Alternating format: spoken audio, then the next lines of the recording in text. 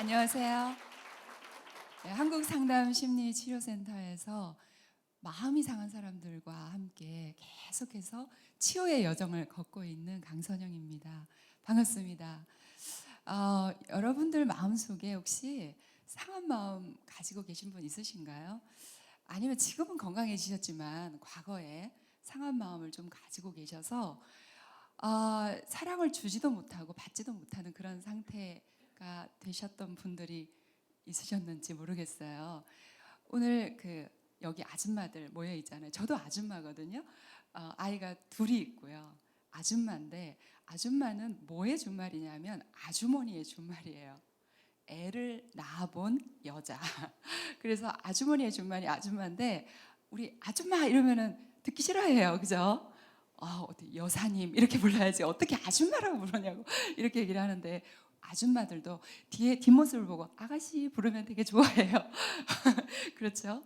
근데 엄마, 예, 아줌마를 좁혀서 엄마라는 주제로 제가 말씀을 좀 나누려고 해요. 저는 아주 어렸을 때부터 그 아주 아기였을 때부터 우울증 환자였던 것 같아요.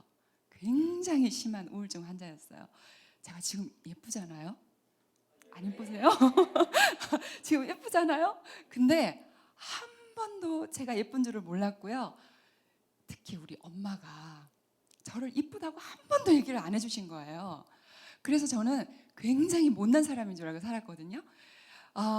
생각을 해보니까 여러 가지 문제가 있는데 나의 엄마였던 우리 엄마가 상한 마음을 그대로 가지고 계셨어요. 그래서 상한 마음에서 계속 뿜어져 나오는 게 있는데 이게 뭐냐 하면 분노예요, 분노. 그래서 우리 엄마가 성격이 굉장히 터프하세요. 근데 저는 굉장히 감수성이 풍부한 아이였는데 터프한 엄마가 분노까지 나오니까 저는 그냥 초죽음 상태가 되는 거예요. 그래서 저는 저희 엄마가 저를 사랑하지 않으셨다고 생각은 안 해요. 그런데 감수성이 풍부한 저한테는 엄마의 사랑이 전달이 안 되는 거예요. 너무 터프하시니까 이 사랑에 이 얘기를 듣지를 못한 거예요. 아유 우리 이쁜 딸 이런 얘기를 듣지를 못한 거예요. 그런 얘기 많이 듣고 자라신 분들은 얼굴이 지금 다르실 거예요. 너무 화사하고 꽃처럼 피어나신 분들이 많으신데요. 그래서 저는 그 얘기를 못 들었어요. 그래서 어느 날 제가 한 20살쯤 됐을 때 저희 엄마한테 이렇게 얘기를 했어요. 엄마, 나 좀 사랑해 주지. 왜 그렇게 막 화만 내면서 내가 뭐 그렇게 잘못했다고 회초리로 그렇게 때렸어? 나 좀 사랑해 주지. 나 이쁘지 않아? 이렇게 얘기한 적이 있어요. 그랬더니 우리 어머니가 아이고 그래 선영아 너 너무너무 사랑하지. 내가 너무 미안했어. 정말 엄마가 잘못했어. 라고 하셨으면 얼마나 좋을까요? 제가 그 얘기를 한번 들으면 평생에 원이 없겠어요. 근데 저희 어머니 막 화를 내시면서 내가 너를 사랑했지. 내가 언제 내가 너를 때리고 너를 사랑하지 않았냐? 라고 하면서 내가 니네 집에 오나 봐라. 그래서 제가 결혼을 일찍 했는데 다시는 안 온다. 그러면서요 1년 동안 발길을 끊으시더라고요. 그래서 저는 아마 오랫동안 아주 얘기했을 때부터 그 굉장히 심한 우울증 환자가 아니었을까라는 생각이 드는데 우울증은요 사랑 부재의 병이에요. 사랑이 오지 않아서 생기는 병이 우울증인데 그래서 그 얘기를 좀 나눌까 해요. 근데 지금은요 제가 다 치유가 돼서 저희 엄마 사랑을 느껴요. 그래서 저희 어머니가 부산에 멀리 계시는데 저를 굉장히 보고 싶어 하세요. 야야 보고 싶다 언제 오냐 이렇게 얘기를 하세요. 어렸을 때 좀 사랑해 주시지. 어렸을 때 좀 이뻐해 주시지. 그래서 제가 저희 엄마한테 이쁜 딸 이런 얘기를 못 들었기 때문에 제가 이쁜 줄 몰랐거든요.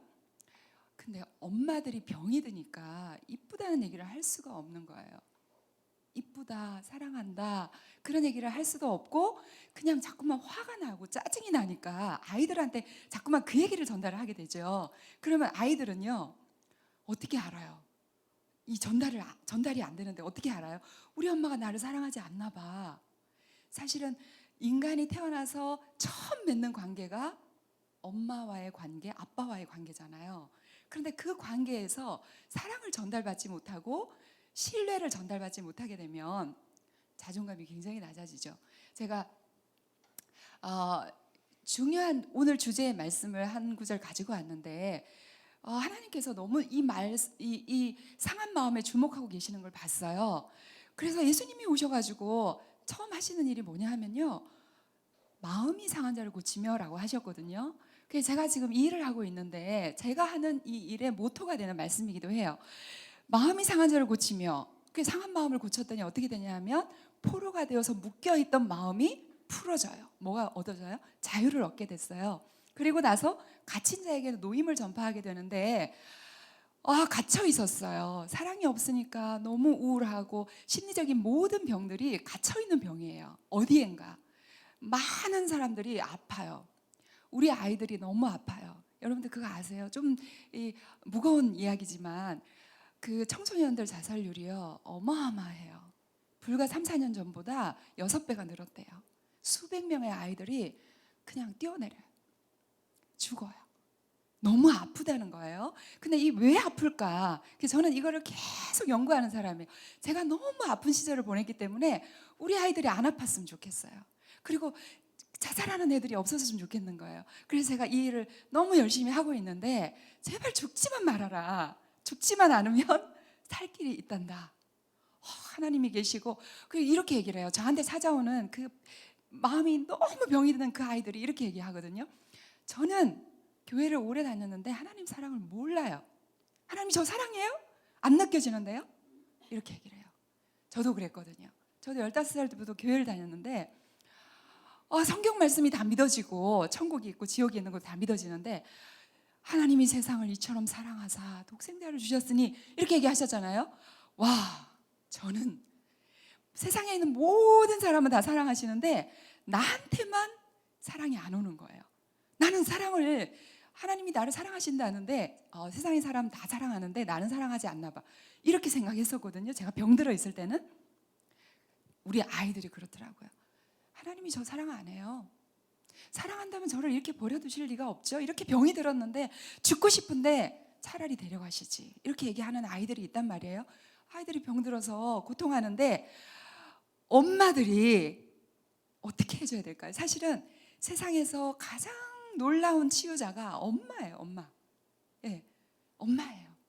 그래서 아이들이 병들어서 엄마가 억지로 끌고 와요. 막 우울증 걸려가지고 게임 중독에 빠져있고 막 산만하고 공부도 안 하고 가출하고 막 이런 애들이 있어요.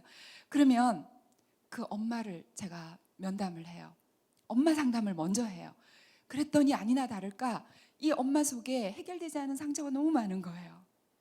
이 엄마도 그 위에 엄마로부터 상처를 받아가지고 해결이 되지 않으니까 내 아이가 아픈지도 모르는 거예요.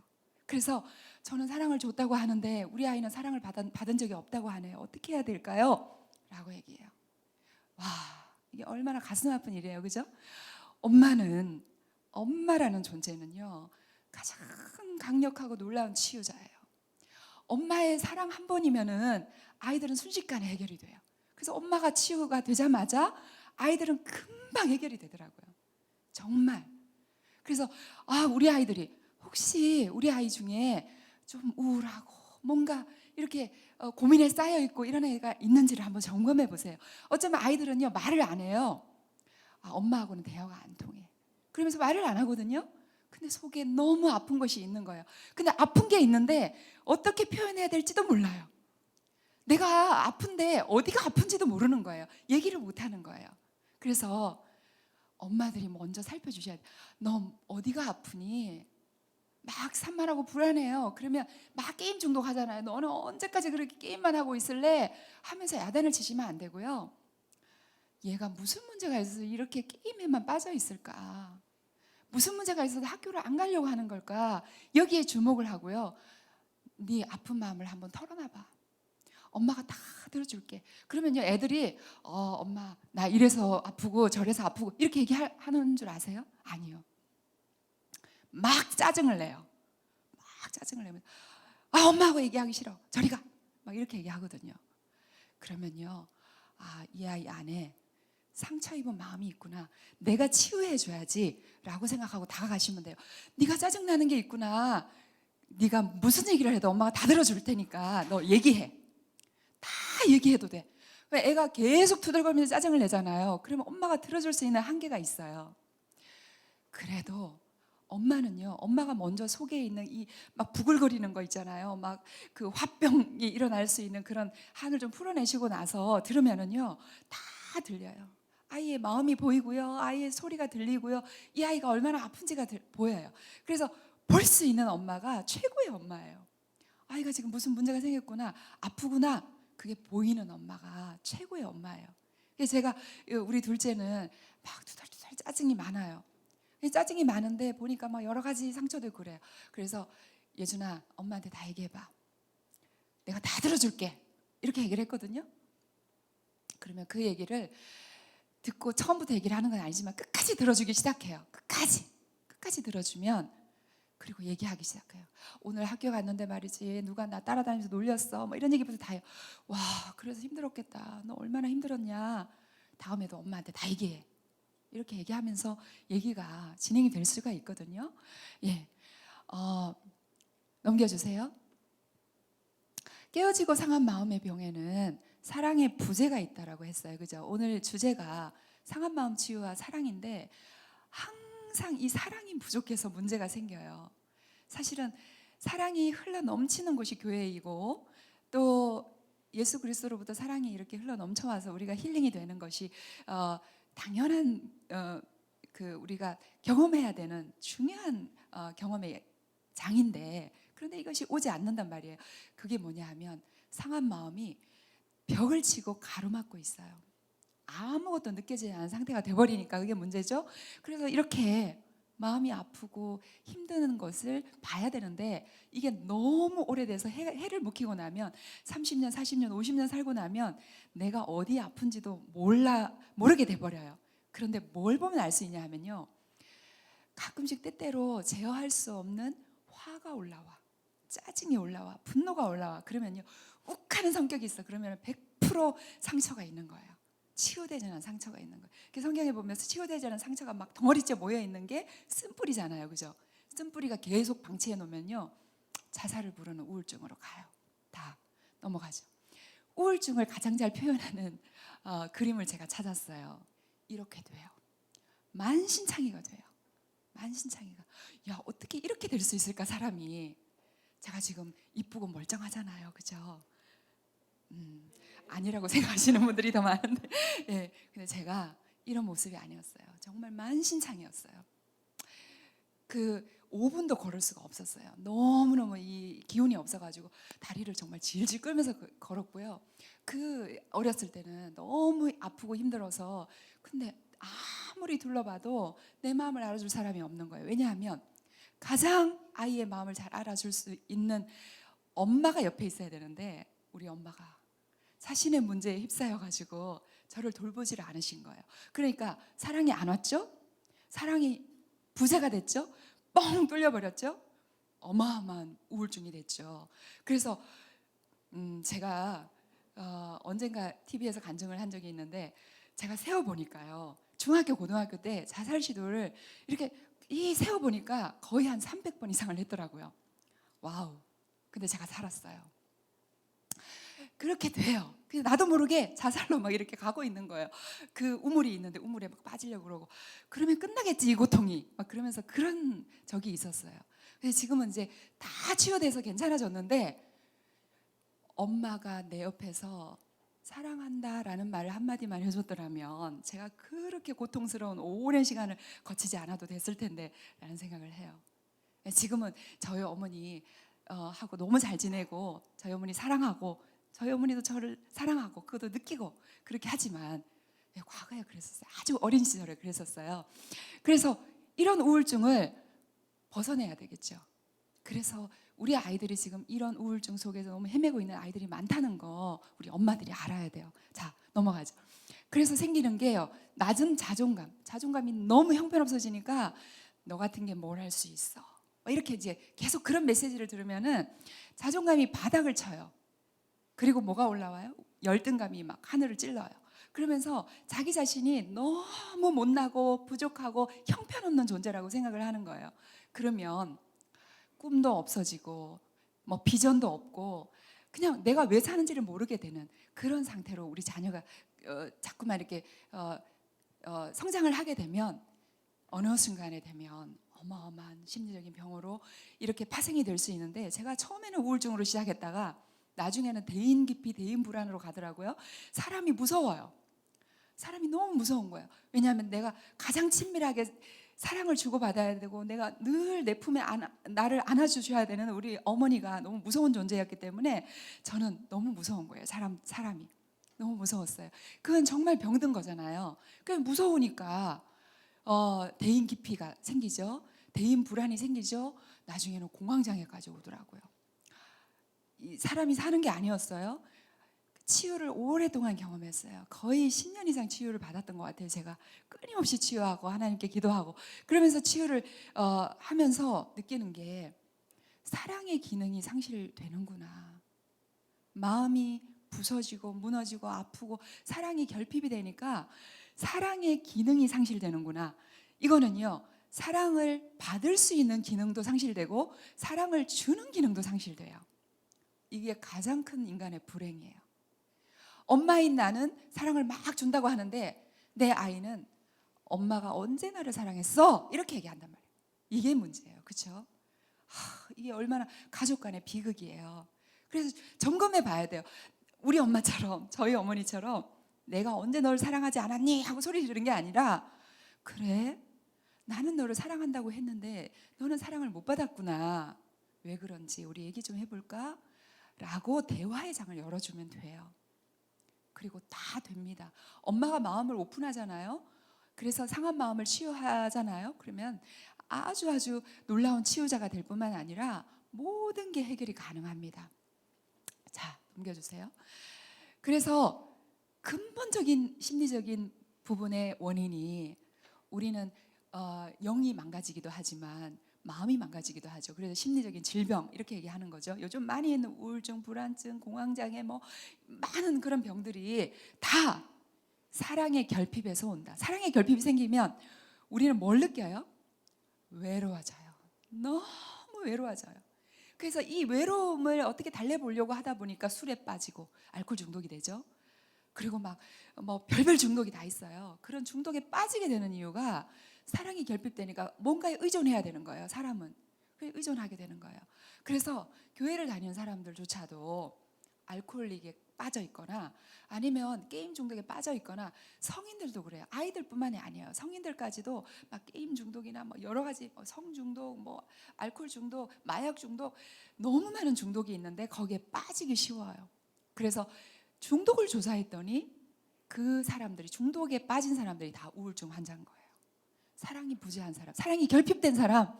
그래서 어떻게 해줘야 될까? 우리가 아이 때부터 그거를 바로잡아 줘야 되는데 그걸 누가 할 수 있을까? 엄마, 어머니.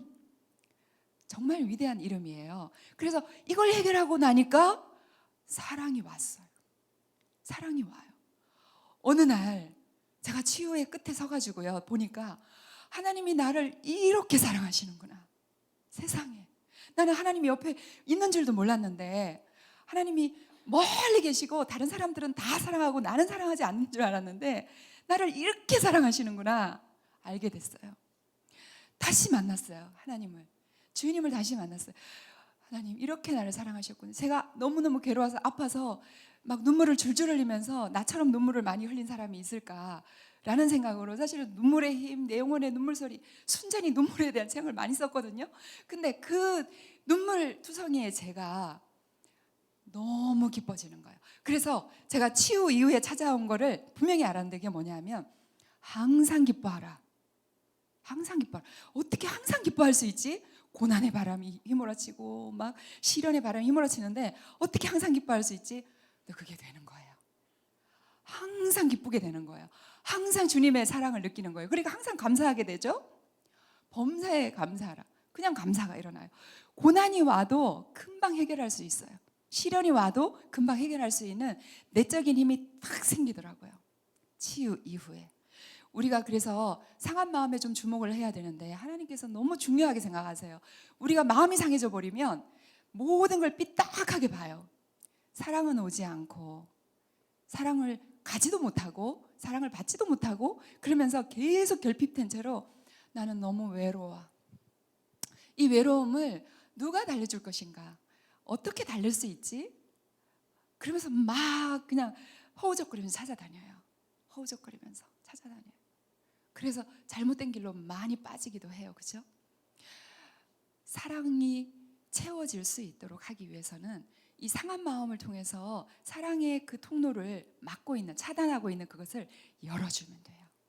그래서 상한 마음을 고치시고 포로된 자에게 자유를, 묶인 자에게 노임을 선포한다라는 말씀이 나한테 적용되기만 하면 이것이 이제 완전히 해결되고 사랑이 그때부터 오기 시작하는 거예요. 그래서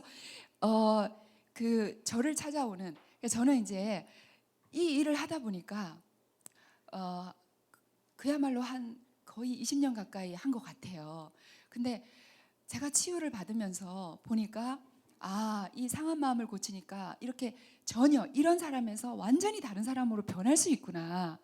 꿈도 없고 비전도 없고 정말 절망밖에 없던 사람이 완전히 변해서 새로운 존재가 될 수 있구나라는 것을 깨달았기 때문에 제가 이제 치유자가 되기로 작정을 했어요. 그래서 이게 제 사명이구나. 너무 심한 우울증과 심리적인 모든 질병을 짊어지고 있던 제가 해결을 받았기 때문에 이거를 내가 이제 치유자로, 전문가로 이렇게 세워지면 사람들이 낫겠구나라는 생각을 했어요.